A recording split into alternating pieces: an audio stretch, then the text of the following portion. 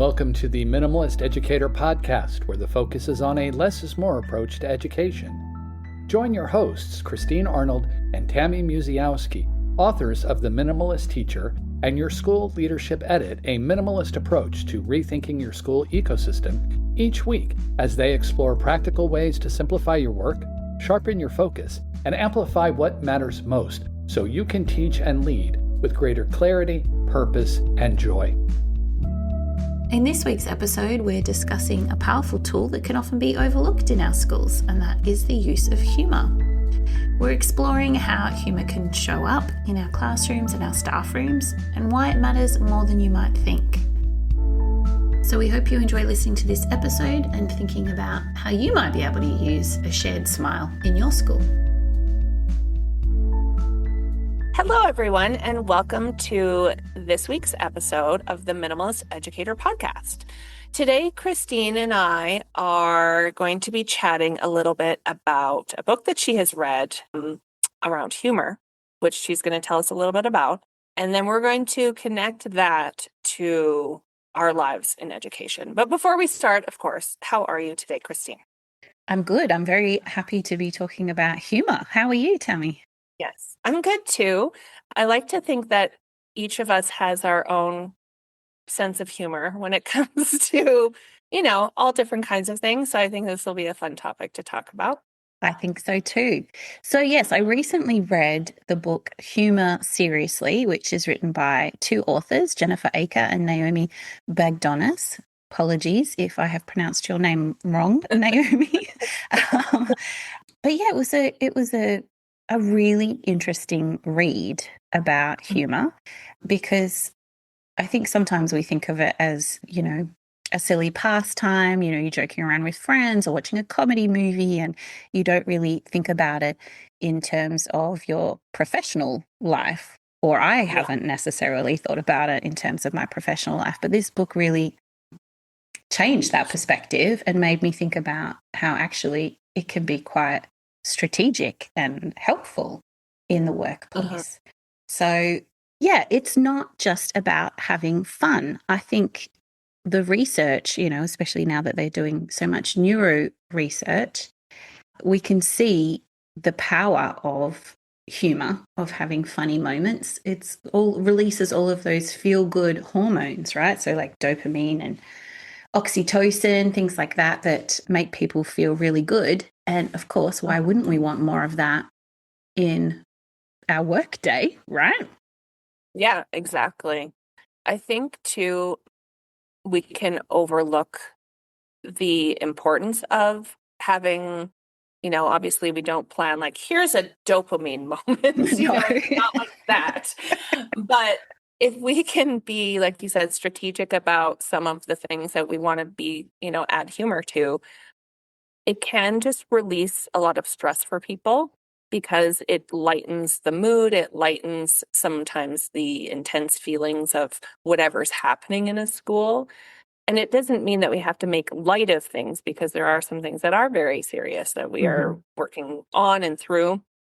But if we are strategic about those moments where it's like, okay, you know what, here's a moment in our meeting where I can just share this funny story or connect this to something that will make people laugh, then usually too that will help people remember what you've talked about, because humor is one of those memory retention, not a strategy, but like an opportunity. Yeah.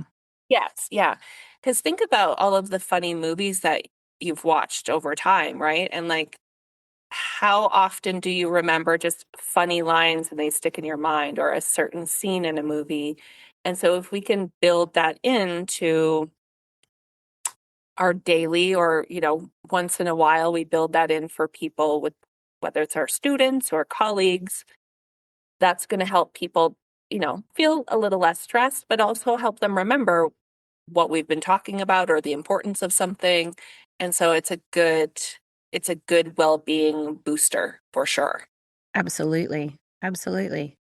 If you can walk away from a meeting or a class or, all the different tasks that we do in the day with a bit of a smile at the end of it, that is absolutely going to leave you with a better mood and feeling happier for the rest of your day and your week than you would otherwise if it's just serious, serious, serious all the time.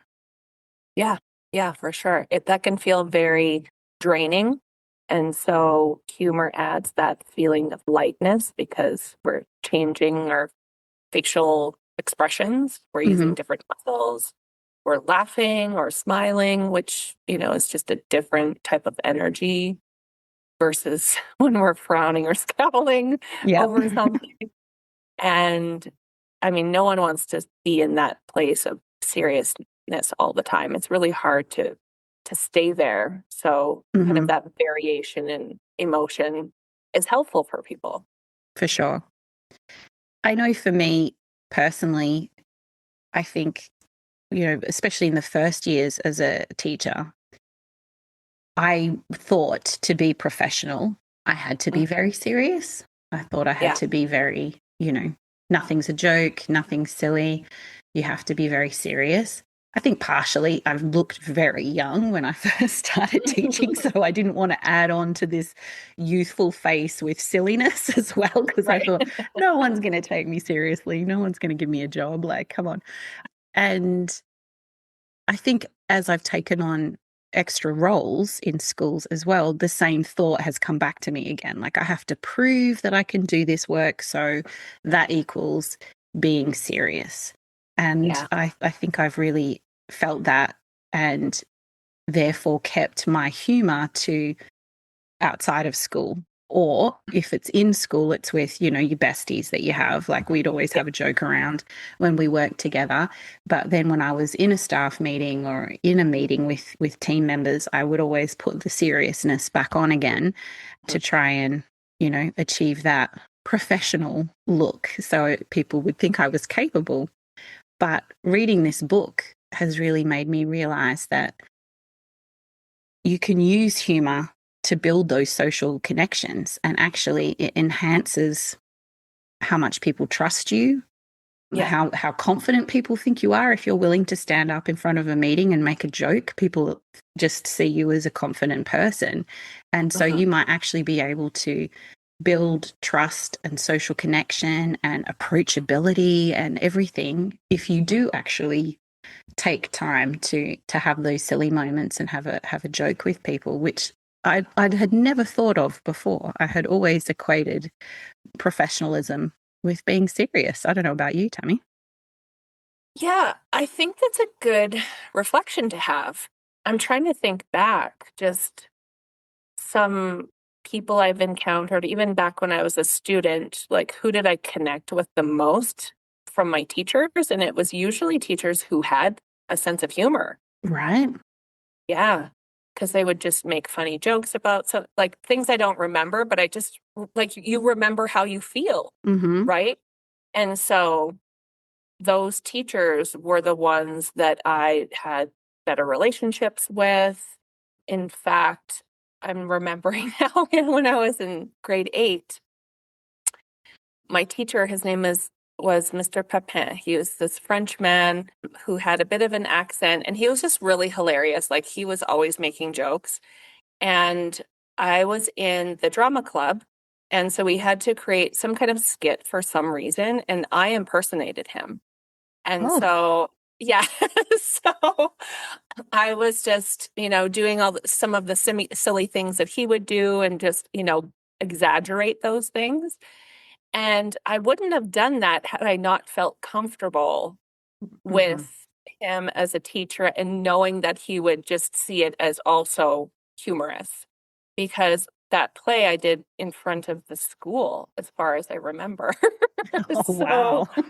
Yeah. So, it's that's a very, I would consider that probably one of my core memories from school because of that humor. That's a good connection now I'm making too, because I remember a lot about him and that's probably why. So yeah, that social connection is huge. And you mentioned the approachability of someone who, when people just kind of crack jokes or, are lighthearted about things, you definitely feel that a difference in approachability versus someone who is serious. And so kind of back to your question about like the view on is someone who's serious, the professional one versus maybe the one who's not as, I think I mean, when these things are happening, right? When are you making the jokes? But it does definitely change how easy you feel like you could approach someone. Because I would definitely be more guarded around someone who is more serious, at least more often. But then when you see someone kind of be candid, it kind of, again, breaks some of that stress, right? And you feel like, oh, okay, they're kind of funny. Now I feel like I can relax a little bit, right? Yeah. So funny. I suspect, actually, now that I'm thinking about it, that if we went back in our podcast episodes, I think the initial episodes, we would have been very serious. And as time's gone on, I think we've gotten more comfortable with saying something a little bit silly or having a laugh during a podcast. But I think I brought that same idea of professionalism equaling being serious to the podcast as well, actually, now that I think about it. That's a good point. Yeah. And also, I think it depends on who has been our guests. And maybe, you know, between you and I, it's easier because it's just you and I talking. But the guests that we are more familiar with, who we've had more encounters with, who are kind of our friends, crossover to professional life, it definitely is easier to just, you know, share something funny with them on the podcast versus someone who has maybe reached out to us and we don't know them, but they want to be on the podcast.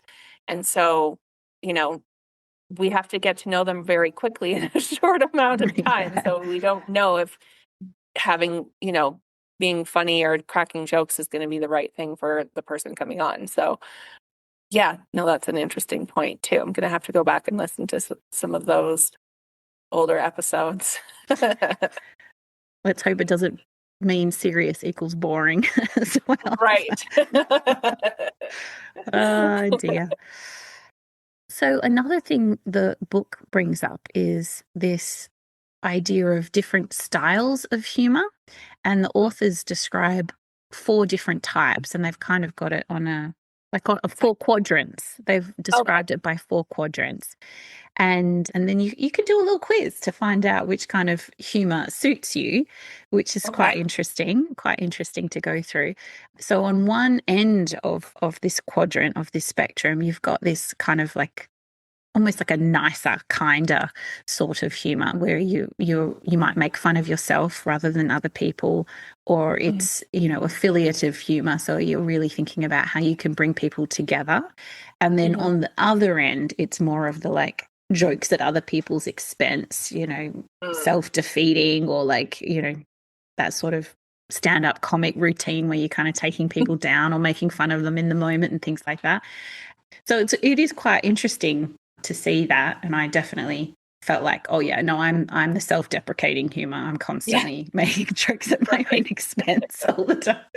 So it's quite interesting to sort of see where you land, and I suspect that could play out very differently in a school with different roles as well. Like if your head of school was doing, you know, a very aggressive kind of humor, I think that would read very, very differently to a head of school that is doing self-deprecating humor, which could lead to, yes, are you more trustworthy and approachable, or are you someone that I need to kind of like duck around the corner when you come, you know? So yeah, it's quite interesting. Yeah, I think when we're working with people, especially like we have some love relationship with everyone in our sites, right? So, but the relationship isn't the same. So I think we would have to be really careful about the type of humor we use, especially I don't think people consider, or maybe this is controversial, I don't know, but people can be sarcastic, right? Which I think we could classify in that potentially aggressive humor, because like not everyone appreciates sarcasm. I do generally, but not everyone does. And so you really have to know your audience.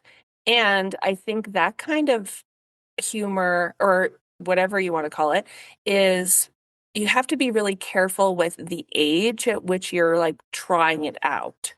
Because I've definitely encountered teachers who think that their sarcasm is funny, but really, they're talking to 9 or 10 or 11-year-olds.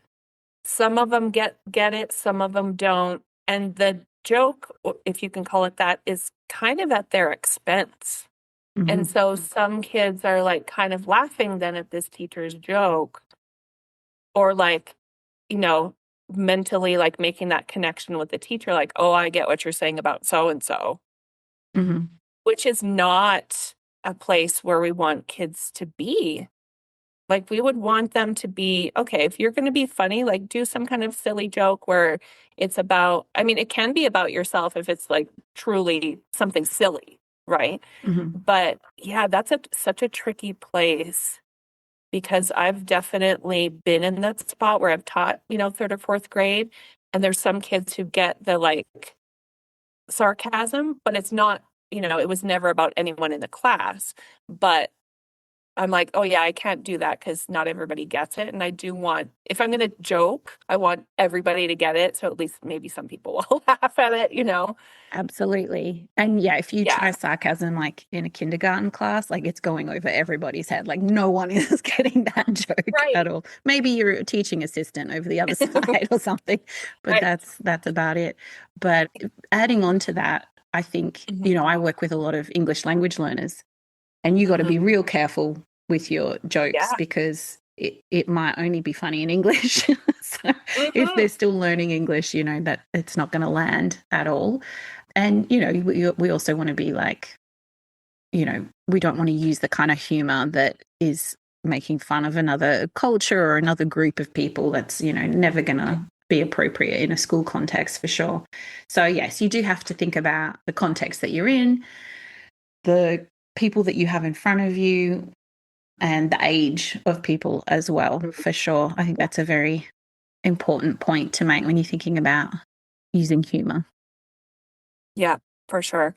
I think what's probably most important for us to sink our teeth into, attach our claws, I don't know, whatever you want to say, when we're bringing humor into the workplace, is just really think about how is this going to enhance the experience for everyone, or is it going to engage some people more? Like, is this a great time to crack this joke because I can see that a couple people in this meeting are getting like the sleepy eyes, or like, should I do some kind of funny action in my class right now because it's after lunch and kids are tired, like that kind of thing. And that just goes back to being strategic, how you had mentioned that earlier, where we have to be intentional about the things that we're saying and doing. And the use of humor also has to be intentional, because we want to, enhance people's learning experience, whether it's just coming in from their break or in a meeting or wherever they are. Exactly.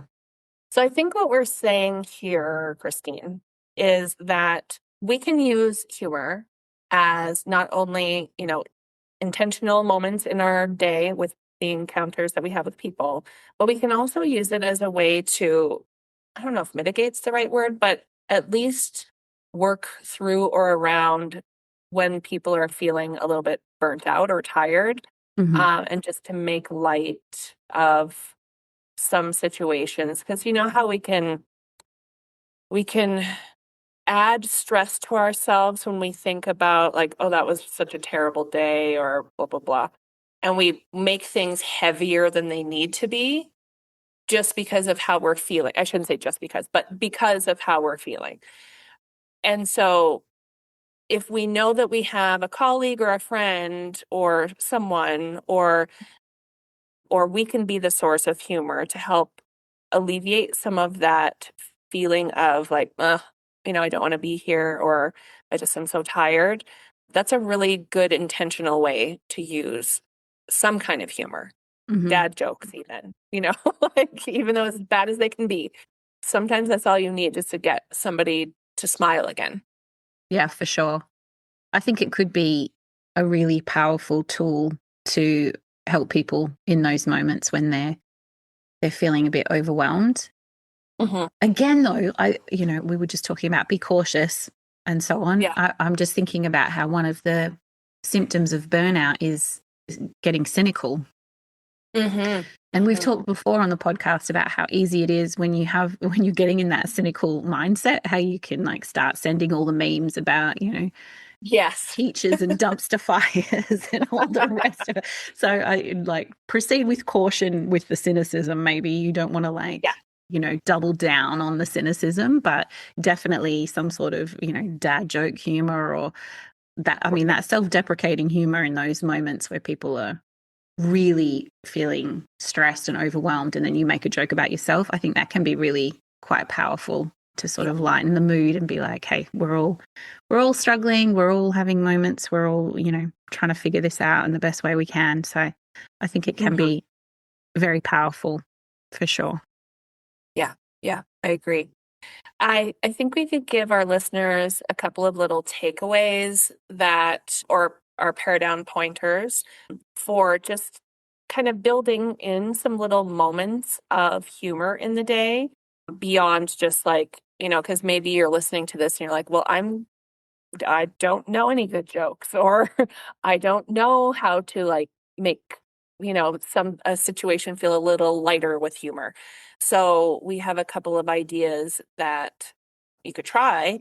And this could be in your classroom with your students or with your staff in your meeting or in your team meeting or wherever you are.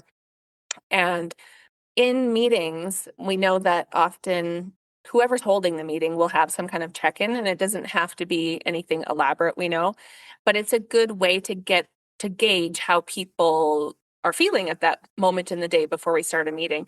And so having some kind of, like, you could call it a laughter ritual, but maybe it's just a picture of something funny that's up just to make people smile or laugh. And you can talk about it or not talk about it. Just have it up there at the start of the meeting, because we know people be curious about it. They'll be like, what the heck does this have to do with what we're talking about today?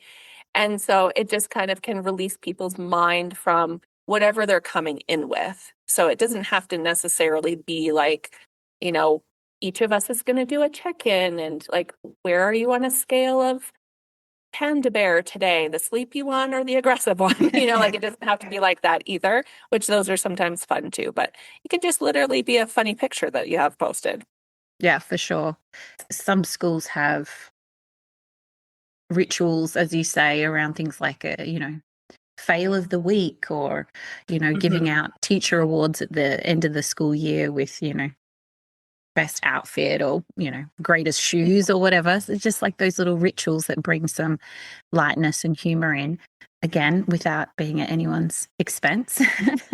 Right. Preferably. And exactly, because maybe one day you just wore two socks that were not matching, and maybe that's the thing that just makes people chuckle. Right? Yeah, for sure. It happens. Yeah. And as we were saying before, like, knowing your students, what's going to appeal to them at their age and within your community. I worked with this teacher back in Australia years ago, and she loved drinking coffee. I mean, we all do, but she loves drinking coffee. And so she had this thing where when she'd be doing a read aloud book, she'd say something like, pause for coffee, and she'd stop reading and take a little sip of her coffee. And it would always make her kiddos smile. Like every single time she did it, it was this little moment of levity while they were reading a book together. And it made them feel closer to her, because it was something that, they knew she loved, and she was doing it right there with them in the middle of their book. So, that worked really well for the kids that she was teaching. So little things like that. It doesn't have to be super pre-planned, but just something that adds that little bit of levity. It's great. Yeah. Another one that I heard about, I want to try. I haven't tried it, but Me too. In your agenda, if you're doing like a staff meeting or a conference, as you do, Tammy, things like that, in your agenda for the day, like putting little Easter eggs in there. So, like survive number 5, or, something after lunch is just like stay awake, like little jokes in your agenda for the day, which I think, wouldn't be what people would expect. They're like just starting the meeting, they're just starting the session, and they wouldn't be expecting already in the agenda to see a little Easter egg like that. I think that would be a really fun one to try out. Yeah, same. I really like that one because I have changed how I use an agenda as well in a session. So I learned this from Elena Aguilar after doing a lot of her professional learning, and just really, giving people a moment to actually look at what's in the agenda, how you're going to learn something, what configurations are you going to be in. And so putting in some kind of little Easter egg, this section we might do in a whole group. This is going to be a small group. And then maybe in there you put something like with guest speaker Yoda, some silly thing where people are just kind of like, okay, that's funny. And why is that there? Just for fun, to get your attention and to maybe make you smile. So yeah, I really like that one too. Another thing we can do is leverage your students as well. Like, we have students in every classroom who are hilarious. Absolutely hilarious. And I think we can really make room for that as well.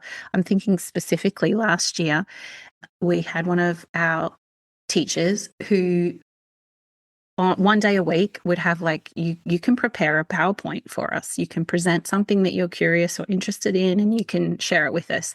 And so each week one of the kids would come up and do a PowerPoint. And I happened to be in the room, and this one kiddo had just decided to share a whole PowerPoint of the foods that he loved. And the whole classroom was cracking up. Everyone was in stitches, just going through French fries and hot dogs and chocolate and all the rest of it. And this kiddo was new to the school and an English language learner. So he didn't need a whole bunch of vocabulary. He didn't need to use a whole lot of language, but it was such a moment of social connection and building for him with his classmates. Everyone was in stitches. It was such a lovely moment for this kid. So I think we can really utilize the humor that our kids often naturally have in the classroom as well. So don't forget about that one. Yeah, I love that. So I'm hoping that from our conversation today, maybe people have a couple of new ideas for just, identifying some moments in their day where they can be intentional about building in a little bit of humor, especially because we know that, this is a tough job. It's a lot of energy every day. And so, how can we use a little bit of that energy for something humorous? Absolutely. I think it could be used as a really powerful tool, like a really exceptional strategy to shift the culture in a school so that you have stronger relationships, that people are enjoying being together throughout the day, throughout the week.